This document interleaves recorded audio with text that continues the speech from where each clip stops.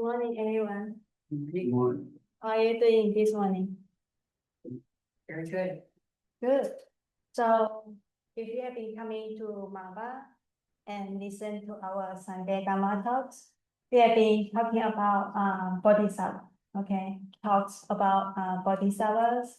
So you might have some familiarity about Bodhisattvas.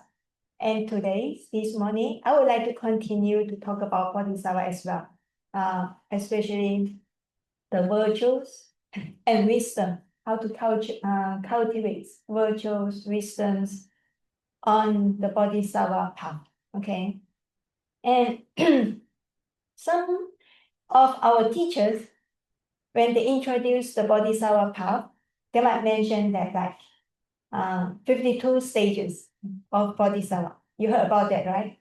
And then you might hear about 10 dedication, 10 practice, or 10 abodes, 10 stages, okay? So these are some of the sutras that they divide because the practice is so much, covers so much. So in order to make people understand better, so in the early stage, in the early time, some of the masters, they use numbers to help us to understand better about the practice in a more organized way. So for some people, okay, you might, when you hear about numbers, numerical categorizations, it's easy for you to understand. But there are also some people, okay, that they are not quite agree with this. I have someone recently told me that he said, well, Venerable, I'm not quite sure that I agree with these numbers.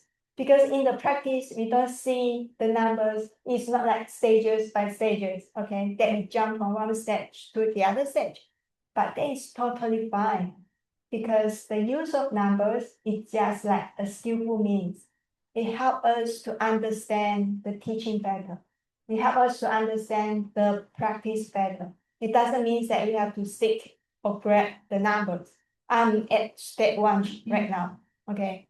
Or right now already jump to 10 abodes or 10 dedication of merits. Not that way. So numbers are just reference. So today, I would like to go overview, okay? First, let's look at the Bodhisattva path like this. From ordinary people like us, we call it the worldlings, okay? We continue to walk or practice along this spiritual path, or we call this the Bodhisattva path, okay? Until we reach the final goal, that is the supreme perfect enlightenment, or we call that the Buddhahood.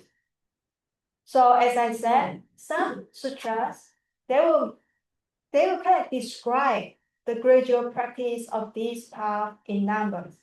10 trusts, 10 abodes, 10 practice, and up to 10 grounds and perfect enlightenment.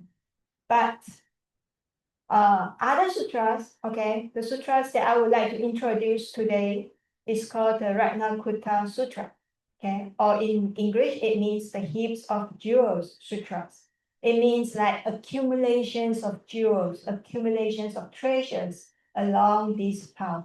So according to these sutras, it also mentions, describe, and teach the Bodhisattva path, but not by numbers, by categories, by 3 major components, okay?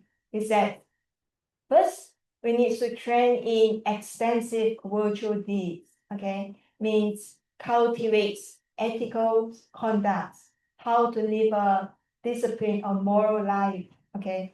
And then that will become the foundation for us to continue to contemplate, to have these deep contemplations on the middle way or the profundity of the middle way. Only after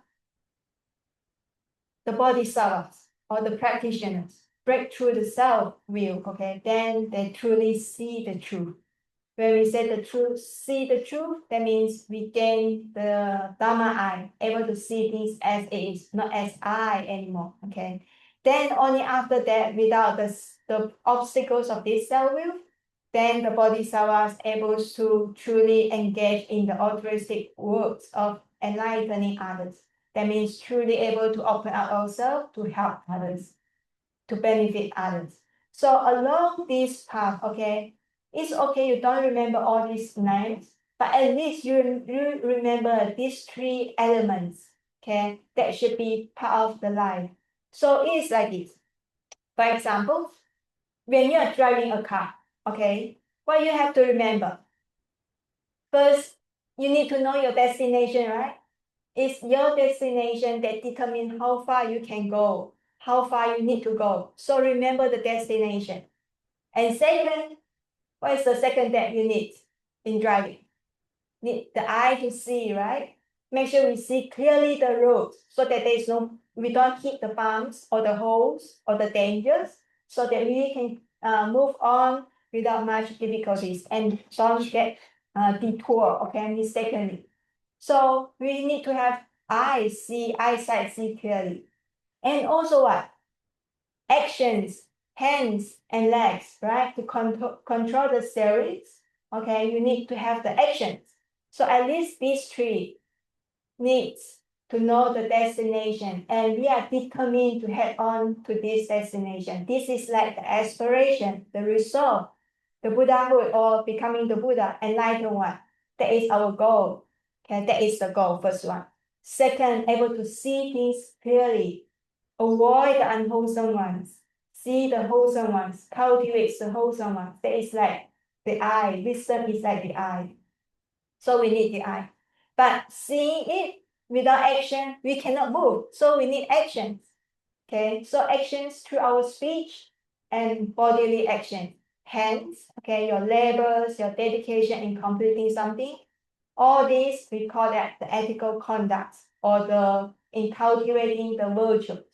So these three are the important, the essence on this Bodhisattva path, just like we are driving. And one more very important one in Bodhisattva path. What is that?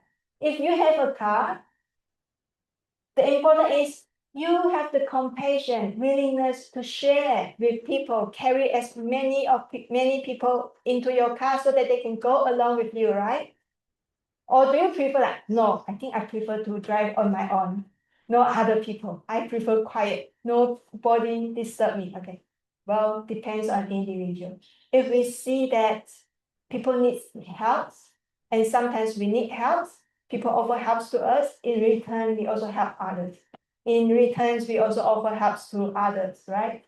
Yeah, so if we have seats or if our mind big enough, we can carry many people, we can help many people. That is the compassion. That compassion that will determine how many people we can reach out to.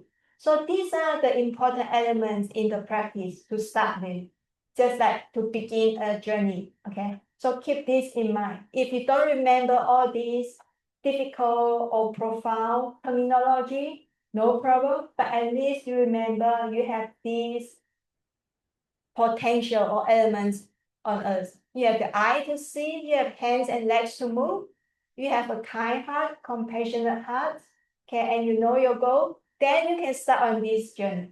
Is it difficult or easy? Depends, okay, depends on you. Okay, let me continue. Okay, so today I would like to touch on briefly about the virtual states, the middle way, and also enlightening others. Let's look at the virtual deeds, okay? So before I move on, let's come here first. So this sutra also describe that along this path, there is one very critical threshold that everybody on this path has to cross over. And that is the so-called breakthrough of the self-will. And the sutra described this stage like a newborn, okay? Before that, the fetus, okay, the life was kept in the womb, okay? So breaking through the self-will is like a newborn, no longer trapped in this womb, but free to see the world as it is. So we also describe this kind of stage. We call that it's a transformation. It's an inner transformation. It doesn't mean that your outlook change. You still who you are, living the same life, living the same place, okay? But the mindset, the mentality, the wisdom change, transform, no longer see things or make decisions from my standpoint, my I standpoint, but according to the conditions. So this is called breakthrough the self-will, no longer trapped in this self. Okay, so let's continue. How to cultivate, to start first, okay? First is about extensively practice the virtual deeds. Okay, I would like to explain the word extensive. I hope you don't misunderstand thinking that extensive means I have to keep records and I need to achieve certain numbers of deeds, okay? Up to like 100,000 or millions. No, it's not by numbers.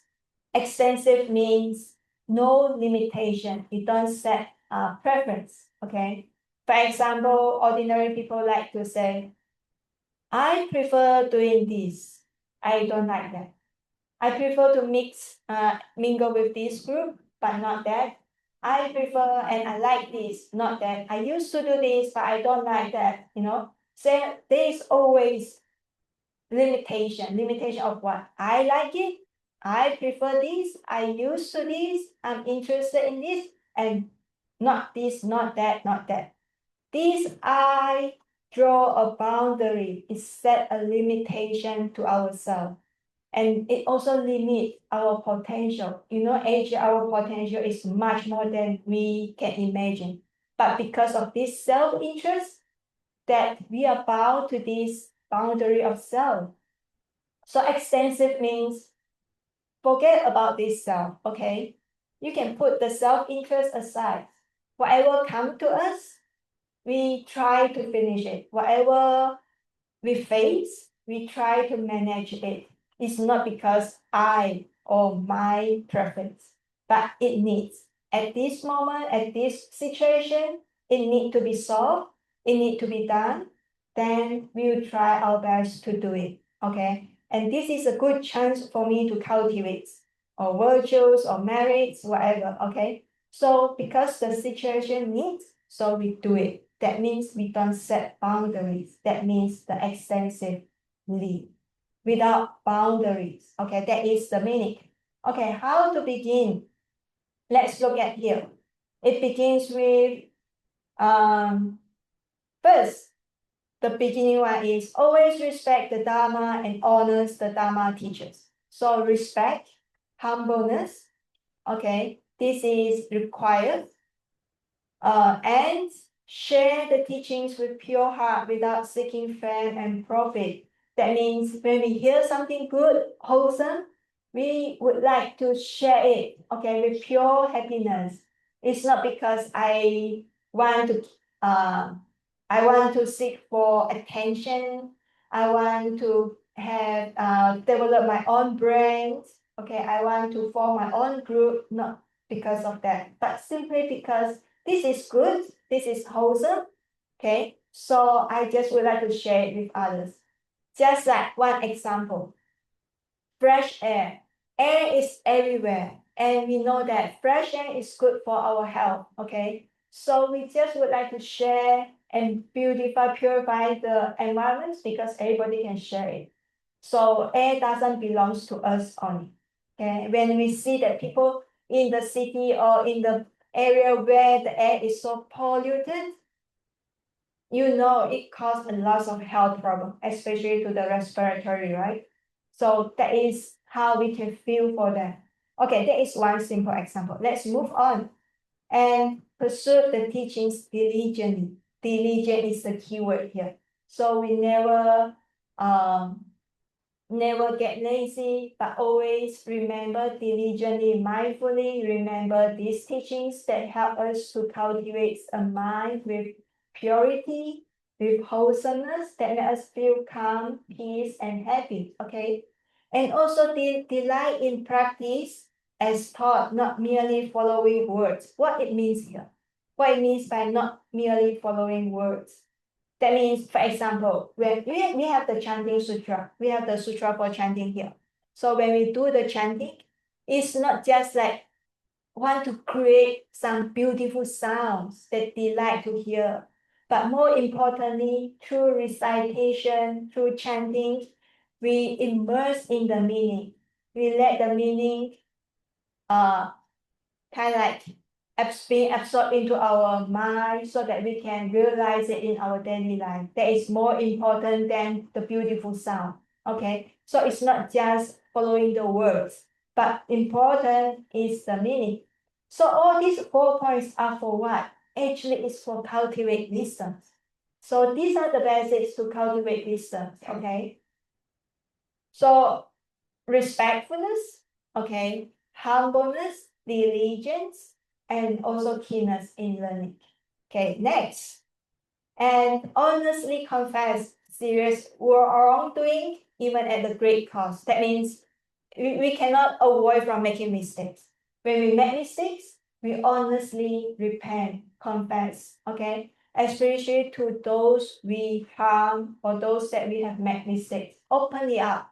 So we said that in Buddhist viewpoint, we said that if we make a mistake, we don't cover it, but we openly confess, repent. It helps the minds to be purified again. So be with honesty and admit our wrongdoings and determined to how to say, to renew ourselves again. That is important. Okay, next, act with sincerity. That means free from deceit, flattery, or ill intent. So always we call it straightforward or truthfulness, honesty. This is also one of the virtues. And wherever we see the goodness or good deeds done by the Bodhisattva practitioners, okay, we praise them, we share their good deeds, so that their deeds, their wholesomeness can be shared with everybody, and everybody can learn from them as well. And next is, of course, the roots, that is the intention, okay, with one's aspiration, roots in the great path. Great path means the Bodhisattva path, okay? May all beings be awakening to it as well. As I said at the beginning, when we want to drive along these roads, okay, when we see people's needs, let's hold up to my car, okay? Let's go together. Let us share this message. Let us walk on this journey together. So with this kind of great heart, share this truth, share this practice with people. So this few practice, these few virtues is for what? To uphold the so-called awakened mind, the bodhicitta, okay? The bodhicitta is that remembering the goal. Don't forget the goal. Life after life, that is the goal. We don't get distracted, okay? So upholding the bodhicitta is like a seed. Never let get it lost. Okay, let's move on. Okay. Perfect the 6 perfections without arrogance, treat others with humility, means with humbleness. Okay. Be content with what one has, dwell in the 4 noble seats. Okay, avoid improper livelihood. That means livelihood that will help, that will lead us to become more greed or anger or delusion. This kind of livelihood or this kind of job, we better avoid it. And what is this 4 noble seeds? Okay, have anyone of you heard about these noble seeds? This noble seed actually means, first, be content with the clothing that we have. So we don't have to spend lots of money enjoying a very expensive clothing. Enough for comfort life. This is about clothing. Be content with the food. Whatever food we have, we be thankful for it, and then seeing that food as a medicine to nourish the body is not for fulfilling the desires, and be content with the lodging. Okay, wherever we have a shelter to live, then be grateful for that. It doesn't necessarily have to live in a luxurious house. And the 4th, most important, is diligent in pursuing the enlightenment. Okay, so these 4 consider the Four Noble Seeds. That means that is the seeds for us to grow, to develop on this path. Okay, and refrain from criticizing others and accept the dharmas with trust, with confidence, even when it's beyond our current understanding. That means sometimes you might hear teachings that you don't understand. It's just too profound. Okay, I cannot connect with life. I want something simple, something easy, direct that I can apply in life. But at that moment, don't be discouraged. Don't be disappointed. Okay, just keep in mind that Dharma are deep and profound. So sometimes it's just because my understanding is not up to that level. So I just be patient and one day hope that I can understand it. So this is how we should think when we hear some Dharma that is beyond our understanding. But keep it in mind, okay? Maybe one day I will able to understand it the more I practice.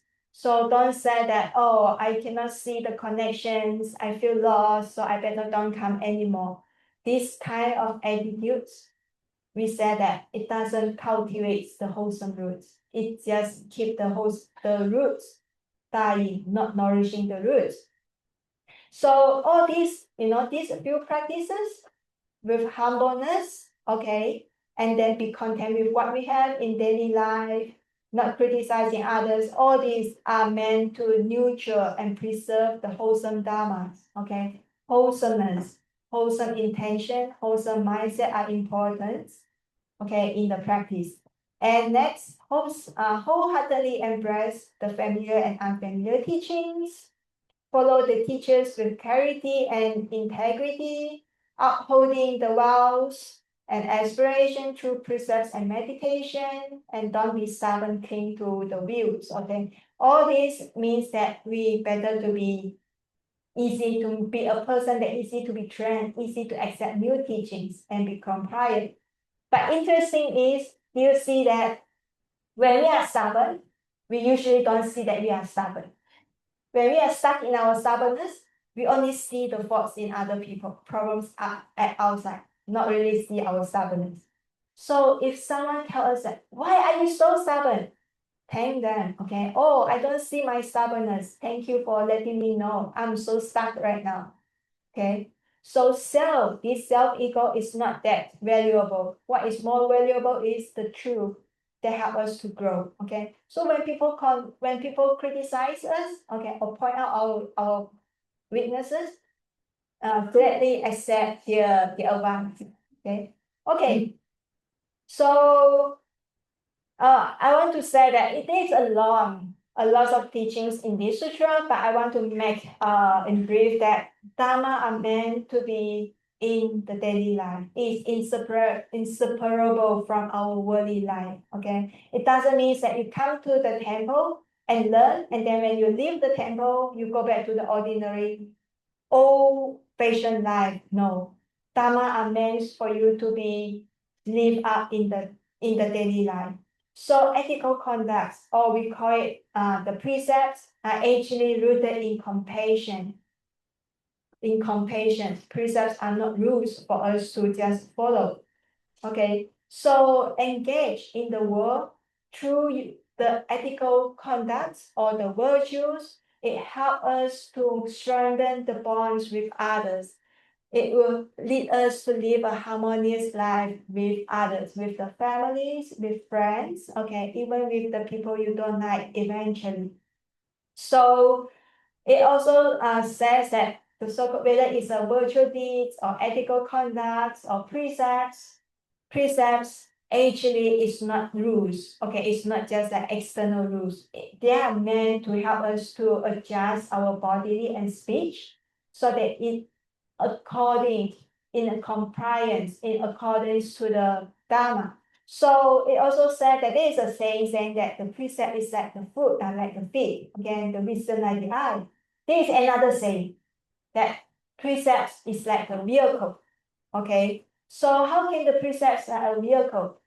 Let's imagine if our actions, our speech are kind, are humble, our virtues and make people feel like lovable. You don't even need to give a eloquent speech. People feel like easy to attract to you. They would like to make friends with you, okay? Because they're convinced by your actions. They're convinced by your ethics.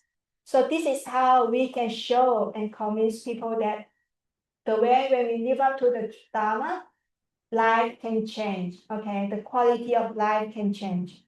Okay, now there are two levels of precepts, disciplinary and precepts that is nature realized through the path, okay? So before we enlighten, okay, from at the very beginning, when you hear these precepts, you might hear, oh, I shouldn't do this, shouldn't do that, I need to speak this way or that way. But keep it simple. Precepts are what? It's actually based on the compassion, okay? The original intention is to cultivate compassion, not to harm ourselves and not to harm others. Through training the verbal and the bodily actions. It's through discipline and ethical or wholesome life. It helps us to understand deeper about the wisdom. And once we understand the wisdom, okay, then back to the self-view, then one naturally will able to live up to the precepts through this. And at that time, we said that one's mind is purified. So precepts are to purify our actions, speech, bodily, but also the mind. It's not just like the ritual. It's not like rules externally that we have to apply, obey to. Okay, I hope this makes sense to you. Okay, now, okay, with a wholesome and ethical lifestyle, okay, it is convenient or conducive to practice to develop the contemplations on the middle way or the wisdom. That means the inner contemplation. Come to meditation. There are two parts in the meditations. One is calmness, concentration. The second is the right insight. What is right insight or contemplation? Actually, it involves analyze, investigate, observation. So investigate, analyze means according to the condition, to the truth, not according to my preference, to my view side. Okay. So if we able to have this true investigation into the reality, then we call that is according to the middle way. Okay, let's see what is middle way. Okay, there are two parts here. First, it says that contemplations observe neither self, person, sentient beings, nor lifespan. This is called the middle ways, truth and right contemplations. What does it mean? It means neither self. Self means I have this sense of I independently can control everything. This is a deep-rooted sense. Everybody has this, right? Ordinary people have this. But the Buddha said that this is a mistaken view. This is not the right view, incorrect view. So no self. Person means this someone have these functions of thought, means be able to think. So many people say that I can think, I can make decision, I can analyze. So this is I, okay? So how can you say no I? But truly when we see, it's just the mental activities, mental functions that can think, that can analyze. It's not I there. And second, sentient beings, life, birth and death, repeatedly, endlessly. So, but people, human beings, without this deep understanding or observation, they mistakenly see that there is a permanent, eternal self in this process of rebirth, and they call it the soul. But here it says no sentient beings, there is no eternal soul, okay? So the teachings continue like this. This is not for arguing. This actually is for practice, real practice in the contemplation. Eventually, someone, if they practice accordingly, then they can see that truly there is nothing called self, nothing can control. This is we call the wisdom of non-self. And continue. The next part is if one contemplates form, etc., as neither permanent nor impermanent. As neither permanent and impermanent, this is called the middle way, truth, right, contemplation. Okay, maybe when we say everything is impermanent changing, you can accept this, okay? So it's not permanent. People can accept that nothing is permanent. Things keeps changing. So we call wisdom of impermanence. You can accept this. But why it also say no impermanence? This is require some deeper observation. Let's see. When we say life subject to aging, illness, and then finally death, right? Birth, aging, and then sickness, and then die. This is the process of impermanence. So we can accept this kind of impermanence. But if on the other side, we attach to the idea of sickness and death, okay, seeing that sickness is so true, death is so true, okay, and that is why after death, there is nothing left. This kind of another wrong view, another extreme.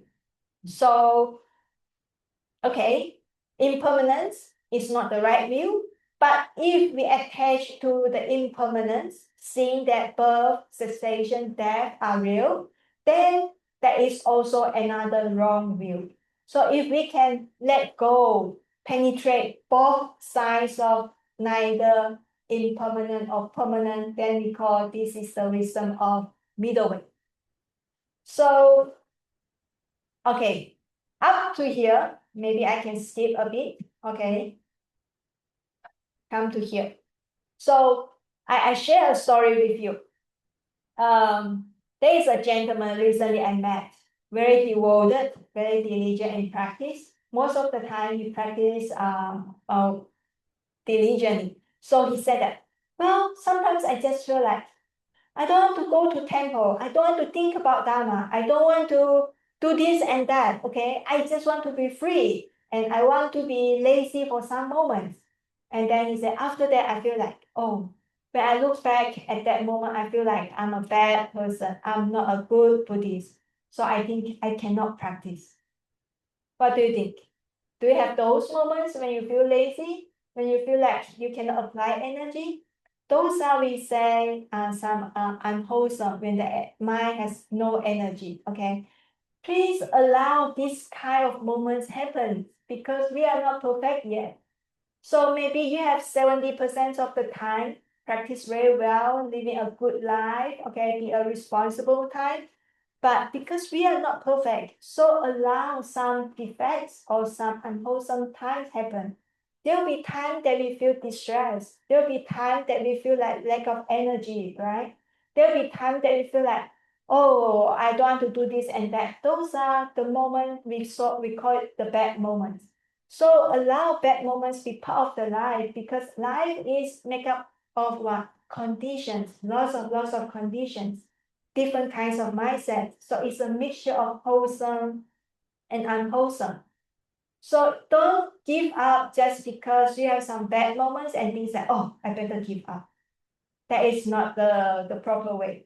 I give you one story like this. There is a shepherd, okay? He has 500 sheep.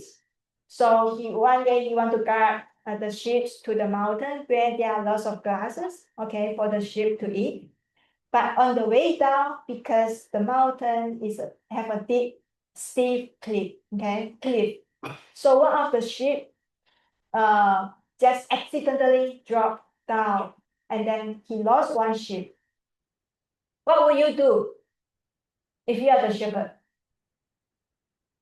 Do you want to protect the rest of the 499 sheep and continue to walk on? But somehow, this shepherd think that, oh, I lost my sheep. Okay, this is not perfect anymore. It's not perfect 500. So I don't want the rest of the 499. I will have to go down to the cliff. Sounds very stupid, right? Yeah. So no, the wise is, oh, we lost one, it's fine. Let's protect the rest, okay, and continue to move on. Those are the procession. Those are the wholesome things. So in your daily life, the same. When you have some bad moments, don't judge yourself by those bad moments. allow that to happen, that is not you, okay? You also have other virtues, you have other wholesome, other diligence, other things that can be the values, virtues in your life. So continue, okay, and accept that we are not perfect yet, but we move on to continue aiming to perfect ourselves. That is the purpose we call Buddhahood. Becoming a Buddha means we are not perfect right now, but we aim to be perfect like the Buddha. So if we are not perfect yet, let us allow imperfections happen, okay? Accept it as it is. And don't judge ourselves by those moments. Okay, I hope it makes sense to you. Okay, so the sutra continues to talk about the 4 foundations of mindfulness as the way, okay, the way leading to the door of the nirvana. But because of the time, okay, so I'm not going to continue to talk about the rest of the sutras, but I would like to share with you that if you are interested in this, we can talk more about the nirvana, because later on in the discussion after lunch, we will touch on this topic, okay? So we can continue the discussion on this topic after lunch or even before lunch, okay? So to end the talks today, I just would like to share with you that it's true, coming to practice, it's not just about meditation in silence. Meditations have to have virtues, okay, as the foundations. And it has to couple with the wisdom, the inner contemplation as the wisdom. Then we call that the right concentration, right meditation. Because without the right wisdom, that is not called the right concentration. Okay, so all these elements have to come together that will help us to live harmoniously in the society, in the family. Okay, so harmonies are important in the Buddhist Sangha assembly. The Buddhas taught us that it's only through this practice we are able to cultivate harmonies in our physical actions with others, harmony in speech, talking to others, and also harmonies in the mind. The mind stays calm and peace. And harmonies in the view, because we share the same viewpoint, except the dharmas, okay, and harmonies in the precept and harmony in the benefits as well. Benefits means we share the food, we share the lodging, etc. equally, okay. There is no equally and with just, okay. So that's it. I would like to share with you all. I hope this will bring some insight and joy with you, okay. And to end that, I would like to let us bring this wholehearted mind together. May the joy and the calmness and peace that we gain through the practice and listening to the Dharma this morning, let us share this joy and peace with all sentient beings. Okay, start with everybody in this room and all beings that we can see or not see outside this room, on this compound, in this country and the rest of the world. May all sentient beings have the chance to listen to the Dharma, practice the Dharma, realize the Dharma, and ultimately attain the freedom, the ultimate freedom, or the nirvana. Okay, thank you very much for your attention. Okay.